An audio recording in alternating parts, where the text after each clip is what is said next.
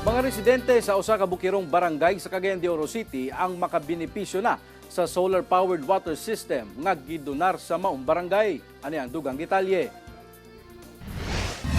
Hingpit na nga gi-turnover sa barangay San Simon Council kining usa ka solar-powered water system nga gihimo sa DPWH pinaagi sa usa ka 10 million project grant gikan sa opisina sa 1st Congressional District sa Cagayan de Oro City.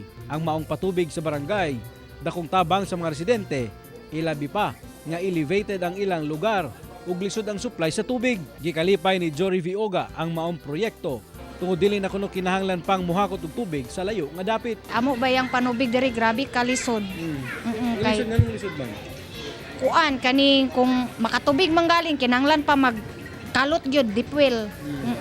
Nalayo baya mi sa suba. Nakatabang gina sa amo sir. Kay dool namon pagkuan sa balay natungod sa balay.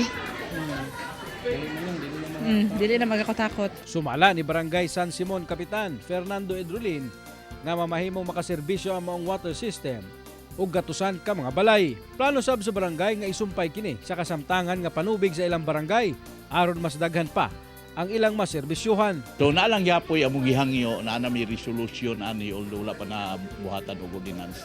Nga naalang yapoy balayro ng among mga constituent amounting 120 pesos per month. Kanina ni 14 kabuk outlets.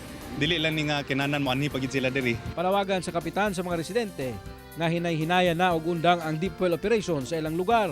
Tungod delikado matud pa kini ug dili masiguro ang kalidad sa tubig. Risgo sab kuno sa pagdahili sa yuta panahon sa kusog nga ulan. Kauban si Makoy Sempron, James Paulo Yap, 1 Mindanao.